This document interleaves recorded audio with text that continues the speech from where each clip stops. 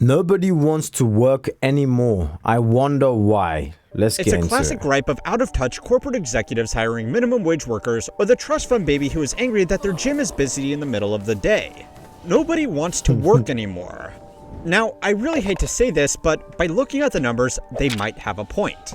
Labor force participation is approaching generational lows even after the pandemic, while labor force participation amongst men specifically is the lowest it has ever been. These declines have been happening at the same time that unemployment is theoretically quite low, which, if the economists are to be believed, means it should be easy for people who want to get a job to get a job, right? Well, not quite. And these numbers are confusing at best, or downright misleading at worst. Is people just don't want to go to work. There was a poll I read a long time ago. Only like 18% of Americans feel engaged when they're at work. I hate my job! The signs are everywhere. Businesses, especially restaurants, need employees and they need them now. Dude, less than 20% of the country likes their fucking job. Okay, If they stop treating people like if they stop treating people like poo, maybe people would want to work. If they made their jobs more fulfilling, or if they paid a fair wage, perhaps. I don't know. Maybe I'm stretching. Am I reaching? Let me know in the comment section down below. But anyways, let's get back to it. Well, I think we were roughly... don't want to work demeaning jobs where they won't get paid enough to support a decent quality of life. It's nice when two groups who are so different can agree on something. So really, the only thing left is to work out why people don't want to work. Now, in most cases, the jobs that nobody wants to work fall into one of three categories. The first are jobs that are just paying well below market rates given the experience or the location required. Businesses aren't going to be able to fill a full-stack senior development role in Silicon Valley for $50,000 a year plus equity in their questionable pre-seed startup, but there are still plenty that try. Even entry-level jobs that pay minimum wage in very high cost of living areas are going to be much harder to fill in a city where even finance bros are living in shared housing. Now, hot take alert. But just like there are no shortage of crappy businesses and managers that expect to pay workers nothing for world-class skills and experience, there are lots of workers who expect world-class pay with little or no marketable expertise. One of the most insightful pieces of data on this issue is this recent survey right here. It asked a selection of Americans what they considered to be the minimum salary they would need to be financially successful. Now, most of the responses to these numbers have been laughing at the Gen Zs just entering the workforce who think that almost $600,000 a year is a realistic salary goal. Because for most people, it just isn't.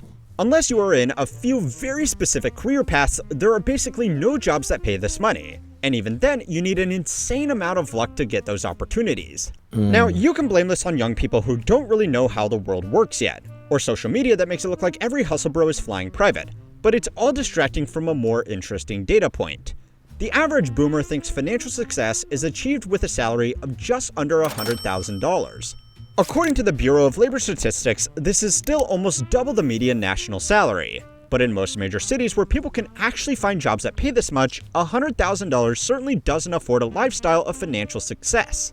There is simply a massive gap in expectations between the generations looking for their first jobs and the group responsible for giving out most of the jobs. So they both agree that nobody wants to work, just for different reasons. The second type of job that nobody wants to work are in workplaces that push their staff, demand unreasonable overtime, or have management that are needlessly abusive.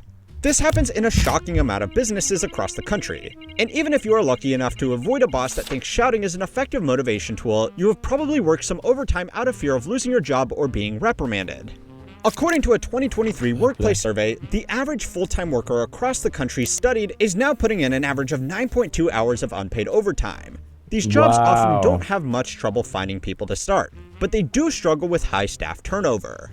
The third... That's what I was going to say. The turnover is very high because once somebody realizes they can be a slave monkey for as long as you want them to, but once they realize, wait, this is not working, my back aches, my legs ache, my knees ache, eventually their brain snaps into it and it's like, no, we're going to die if you carry on going like this, man.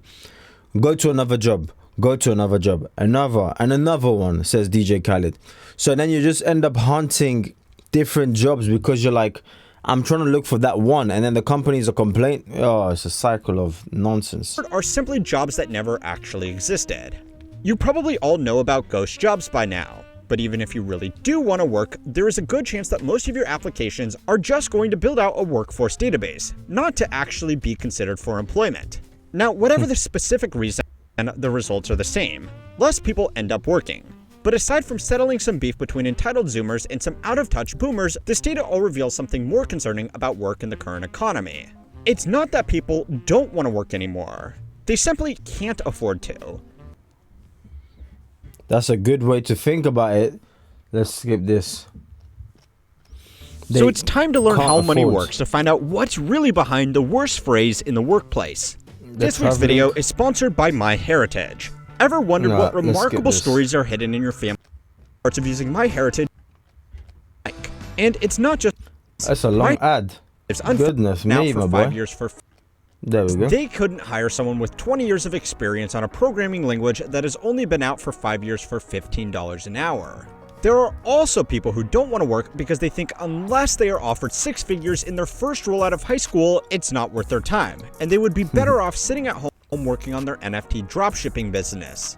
Both of these groups definitely exist in shockingly large numbers. But even though it's really fun to make fun of both sides, it distracts from the much more important reason why labor force participation is getting worse. Well, as you might have been able to guess, this trend is really being driven by specific age groups and specific locations.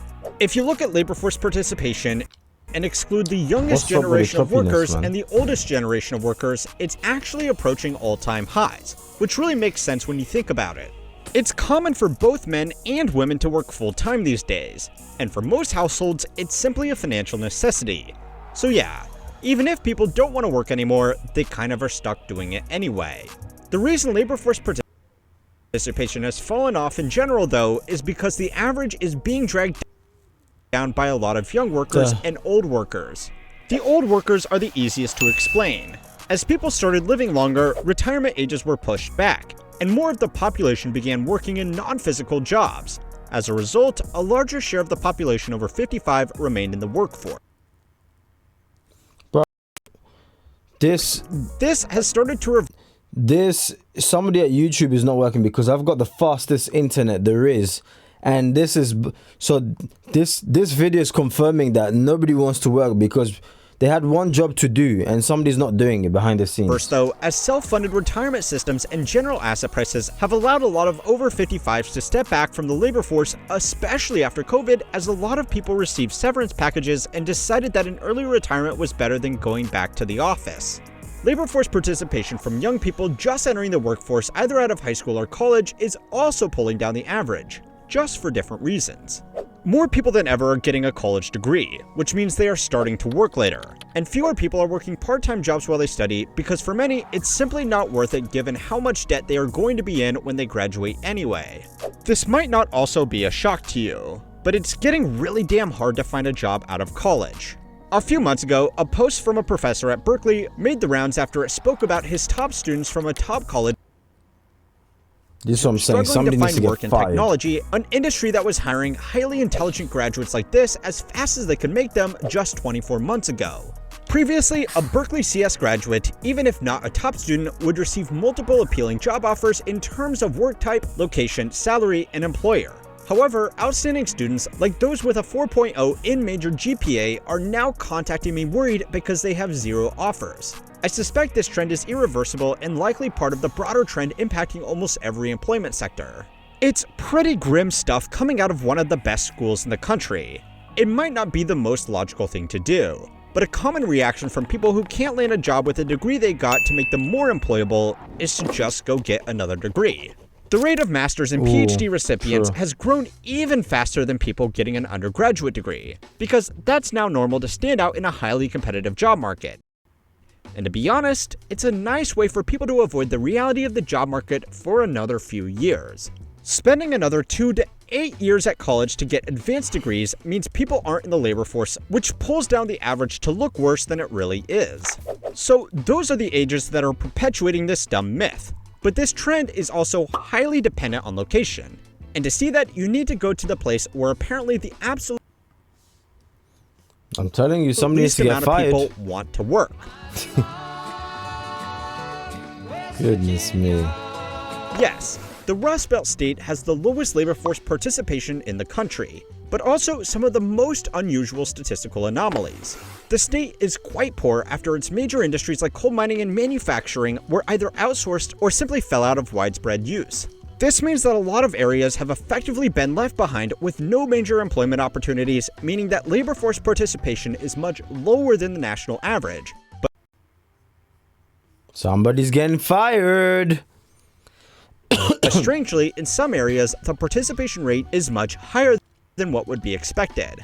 A recent study conducted by economists from Hamline University, Cornell, and Virginia Tech found that depending on the county, labor force participation in West Virginia ranges from 42% to 77%, a gap between regions of 35%, while the average across the US states is just 17%, less than half of West Virginia. It's not unusual that cities and working towns will have higher labor force participation than other areas, because people often specifically move to these locations just to get work. But this variance was startling and uncovered a bigger national trend. The people in areas that still had work can't afford not to work, and the people in areas with... I'm sick and tired of this flipping freezing and stuff like that. Look, this is why I've always been a big advocate of get something done. You can have your 9-to-5 job and whatnot, okay? But make sure you're working on something, side hustle or whatever, you know, you want to name as a side hustle. Some of you guys, it might be SMMA, drop shipping. But I would say try and build a real business. Even if you're going to do YouTube, try and take it a bit more serious. I'm on about way more serious, in fact. Not look at Iman Ghazi. Okay, and don't forget what he started off, showing off his collection.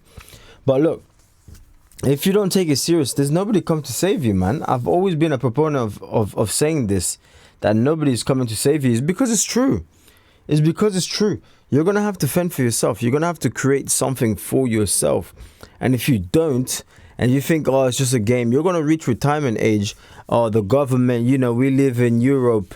You know, we're not a third world. No problem. You're not a third world country and all of this garbage you want to believe in. But the government couldn't care less about you. I can tell you that. They could not care less whether you're in a third world country or not. And you'll realize it. My hope is you realize it now, as whilst you're still young, you still have energy. That way, nobody's coming to save me or rescue me out of this financial crisis. I need to do this for myself. And you get started, even if you're still in your 40s, or Gen Z, or you know you're a bit older. No problem. Any day above ground is a blessing. Meaning it's not over until it's over. You know, until you're 6 feet under. So get started, man. Do something for yourself, because nobody's coming to save you, as I keep saying. Let me know your comments, and yeah, God bless.